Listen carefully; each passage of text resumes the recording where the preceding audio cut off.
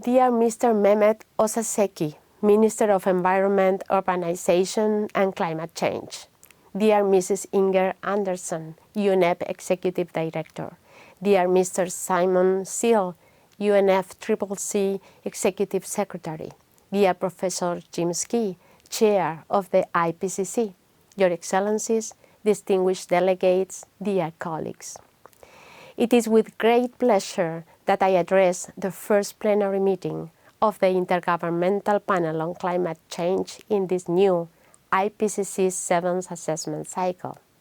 This marks a significant moment for me, both personally and professionally, having assumed the office of the WMO Secretary General just 2 weeks ago. I am delighted to address this distinguished gathering for the first time in my new capacity. Regrettably, due to my demanding schedule, I am unable to join you in person.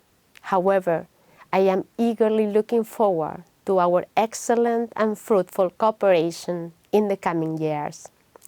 First and foremost, I extend my congratulations to the newly elected chair, Professor Jim Ski, and all newly elected Bureau members. I wish you all the best on your crucial mission of leading the 7th assessment report of the IPCC.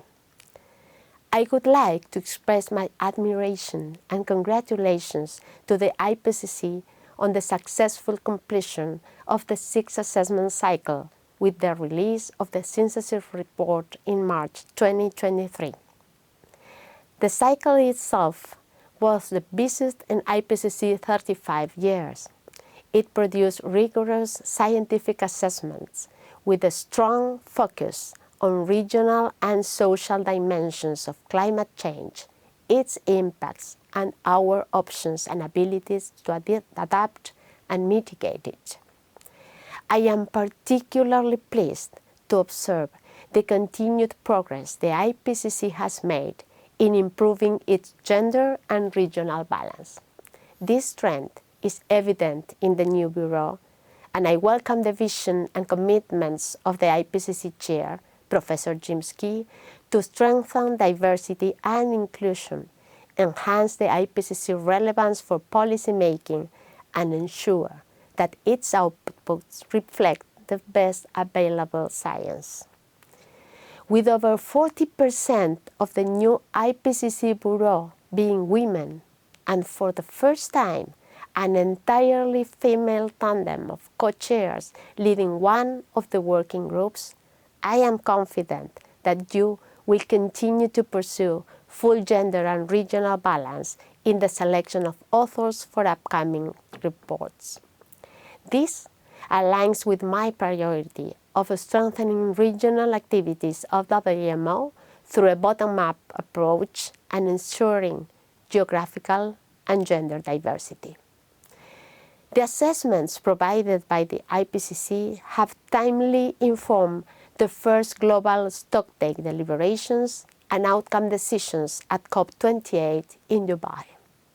The scientific findings from the IPCC 6th assessment report directly influence the decision text, highlighting the vital role that science plays in informing climate action, especially as the world continues to approach the 1.5-degree limit stated in the Paris Agreement. Knowledge from the IPCC reports goes hand in hand with WMO's regular monitoring and reporting on the state of climate, where we recently announced that 2023 was the warmest year on record by a large margin, and 2024 could be even warmer.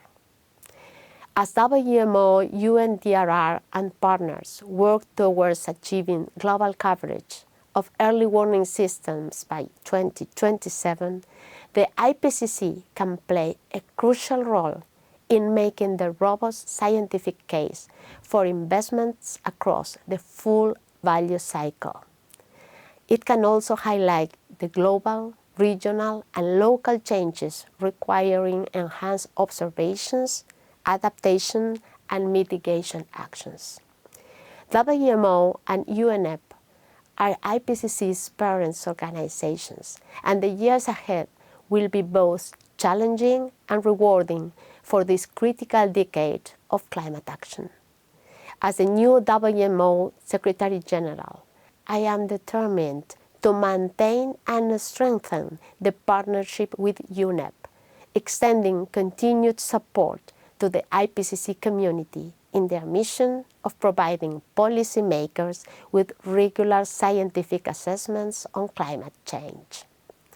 In doing so, we are keen to ensure that the IPCC can build on the achieved momentum and successfully deliver policy-relevant, timely, and actionable scientific information to decision makers at all levels, supporting them in understanding climate change science as they shape climate policies and actions.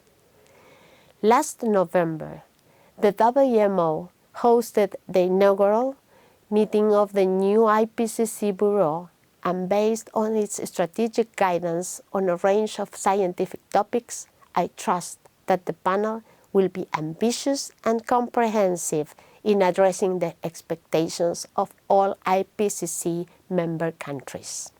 I hope you decide on a meaningful, substantive, and realistic program of work for the 7th assessment cycle.